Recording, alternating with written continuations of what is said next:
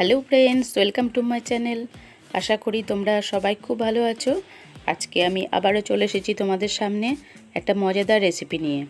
রেসিপিটি হলো বেগুনের ভর্তা রেসিপি। এই বেগুন ভর্তা রেসিপিটা রুটি দিয়ে ভীষণই মজাদার লাগে। আমি আজকে খুব সহজ পদ্ধতিতে এই বেগুন ভর্তা রেসিপিটা শেয়ার করব। তার জন্য নিয়ে নিয়েছি দুটো বেগুন।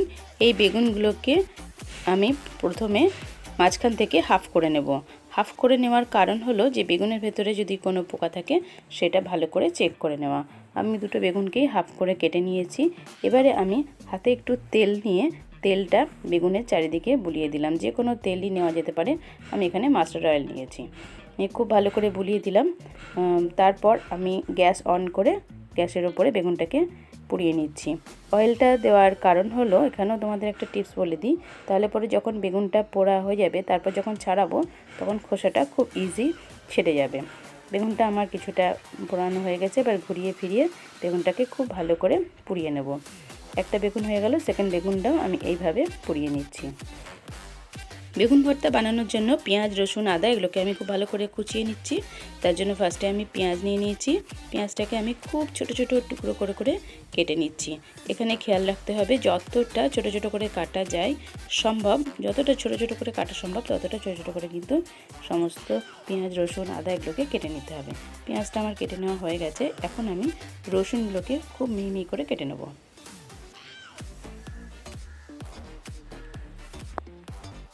আমি এখানে কোয়ান্টিটিগুলো বলে দিই। আমি এখানে বড় ধরনের দুটো পেঁয়াজ নিয়েছি, যেহেতু আমি দুটো বেগুনের ভর্তা করছি সেই জন্য। আর রসুন নিয়েছি 10-12টা কোয়া। এই 10-12টা কোয়া রসুনকে খুব মিহি করে কেটে নিচ্ছি।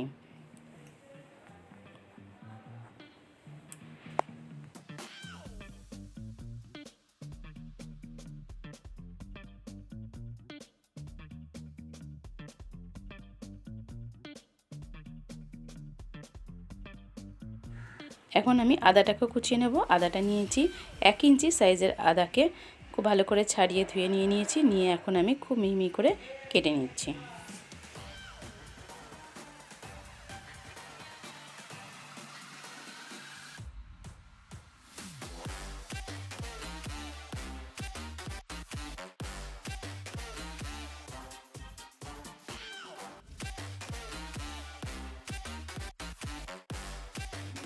আদাগুলো আমার কুচিয়ে নেওয়া কমপ্লিট হয়ে গেছে। এখন আমি একটা মাঝারি সাইজের টমেটো নিয়েছি।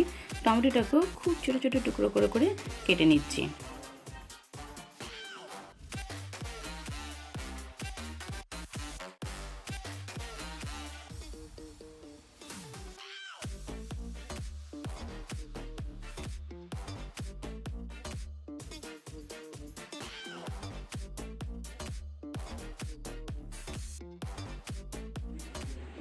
টমেটো কেটে নেওয়ার পর চলে এসেছি কাঁচা লঙ্কায়।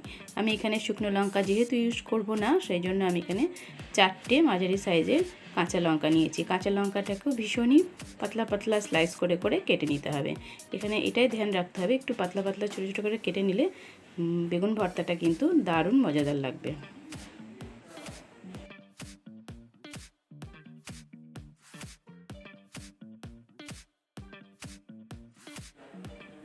এবারে আমি কেটে নেব ধনে পাতা।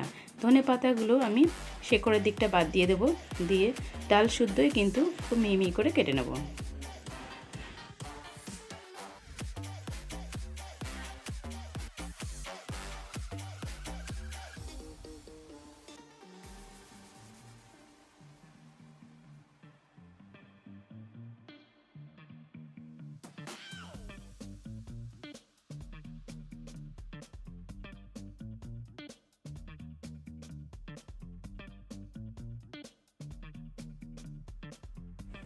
পেঁয়াজ, আদা, রসুন, কাঁচা লঙ্কা, টমেটো, ধনেপাতা সমস্তগুলো আমার ঠিক করে কুচিয়ে নেওয়া হয়ে গেছে। আমি একটা থালায় রেখেও দিয়েছি।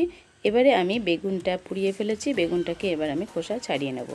খোসা ছাড়ানোর সময় দেখো কতটা ইজিভাবে খোসাগুলো ছেড়ে যাচ্ছে, যেহেতু তেলটা আমি মাখিয়ে নিয়েছিলাম বেগুনের গায়েতে, ওই জন্য একদম ভালো মতন খোসাগুলো কিন্তু ছেড়ে যাচ্ছে। এইভাবে দুটো বেগুনের খোসাকে আমি খুব ভালো করে ছাড়িয়ে নিচ্ছি।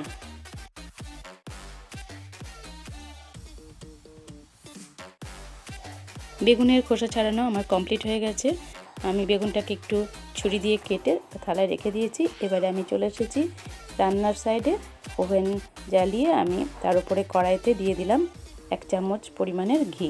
গাওয়া ঘি দিয়ে দিলাম। গাওয়া ঘিও রান্না করা যেতে পারে বা সাদা তেলেও এটা করা যেতে পারে, অল্প একটু সাদা তেল দিলেও দেওয়া যেতে পারে। এবারে আমি পেঁয়াজগুলোকে ফার্স্টে খুব ভালো করে নেড়ে চেড়ে একটু হালকা গন্ধটা যাওয়া পর্যন্ত একটু ফ্রাই করে নিচ্ছি। পেঁয়াজটা অল্প নেড়ে নেওয়া হয়ে গেছে। এই সময় দিয়ে দিলাম আদা কুচিগুলো। আদা কুচিগুলোকে দিয়েও আমি একটু নেড়ে নিচ্ছি।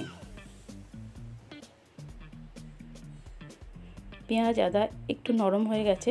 এই সময় আমি রসুন কুচো দিয়ে দিলাম। এবার দিয়ে দিচ্ছি কাঁচা লঙ্কা কুচোগুলো, আর দিয়ে দেবো টমেটো কুচো। টমেটো, কাঁচা লঙ্কা, পেঁয়াজ, আদা, রসুন এই সমস্তগুলো আমি আস্তে আস্তে গ্যাসের ফ্লেমটাকে মিডিয়াম টু লো ফ্লেম করে করে ভালো করে কষে নেব।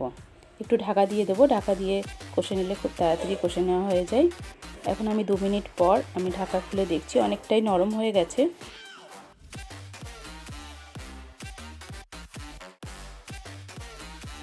পেঁয়াজ, আদা, রসুন, কাঁচা লঙ্কা, টমেটো এই সমস্ত উপকরণগুলো আমার খুব ভালো করে কষে নেওয়া হয়ে গেছে। এখন আমি কড়াইয়ের ভেতরে দিয়ে দেব খোসা ছাড়ানো বেগুন পোড়াটা।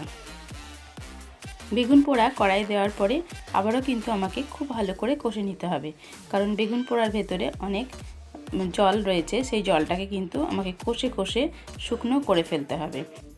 তার জন্য আমি গ্যাসের ফ্লেমটাকে লো টু মিডিয়াম করে আস্তে আস্তে এই বেগুন পোড়াটা কষতে থাকব।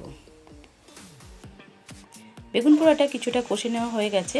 এখন আমি এই সময় দিয়ে দিলাম স্বাদ মতো নুন আর 1 চামচ, ছোটো চামচের 1 চামচ চিনি। চিনিটা না দিলে কিন্তু বেগুন পোড়ার টেস্টটা আসবে না, ওই জন্য সামান্য একটু চিনি দিয়ে দিলাম। এবারও আমি খুব ভালো করে বেগুন ভর্তাটা কষে নেব। বেগুন ভর্তাটা কষে নেওয়া হয়ে গেছে। দেখো অনেকটা শুকনো হয়ে গেছে। এই সময় আমি দিয়ে দিলাম একটা ডিম। একটা ডিমকে ফাটিয়ে দিয়ে দিলাম। এবার এই ডিমটা শুদ্ধ আমি বেগুন ভর্তাটার সঙ্গে নেড়ে নেড়ে আবারও 2-3 মিনিট মতন কুক করে নেব। ডিমটা দেওয়ার পর খুব ভালো করে নেড়ে দিতে হবে, তাহলে সমানভাবে ডিমটা ভর্তার সঙ্গে মিক্সড হয়ে যাবে। একদম ভালো করে আমি নেড়ে নিয়েছি। এই সময় আমি দিয়ে দিচ্ছি কুচিয়ে রাখা ধনেপাতা। ধনেপাতাগুলোকে সব দিয়ে আবারও আমি কিছুক্ষণ একটু নেড়ে নেব। বেগুন ভর্তা কমপ্লিট হয়ে যাবে কীরকমভাবে বোঝার জন্য আর একটা টিপস তোমাদের আমি শেয়ার করছি। যখন দেখবে কড়াই থেকে বেগুন ভর্তাটা ছেড়ে ছেড়ে যাবে, তখন বুঝতে পারবে একটু শুকনো শুকনোভাবে কষা হয়ে গেছে, তার মানে বেগুন ভর্তাটা আমার কমপ্লিট হয়ে গেছে। এখন আমার বেগুন ভর্তা কমপ্লিট হয়ে গেছে। আমি ঢাকা দিয়ে কিছুক্ষণের জন্য রেখে দেবো, তারপরে বেগুন ভর্তাটা আমি পরিবেশন করব। খুব সহজ পদ্ধতিতে আমি আজকে মজাদার স্বাদের বেগুন ভর্তা রেসিপিটা তোমাদের সামনে শেয়ার করলাম। আশা করি তোমাদের ভালো লেগেছে। অবশ্যই তোমরা আমার এই ভিডিওটা ভালো লাগলে তোমার বন্ধুবান্ধবদেরকে অনেক অনেক শেয়ার করবে। আর যদি নতুন বন্ধু হয়ে থাকো তাহলে আমার চ্যানেলটিকে সাবস্ক্রাইব করে বেল আইকন বাজিয়ে আমার পাশে থেকো, তাহলে আমি যেসব নিত্য নতুন ভিডিওগুলো আপলোড করব সব প্রথম তোমার কাছে পৌঁছে যাবে।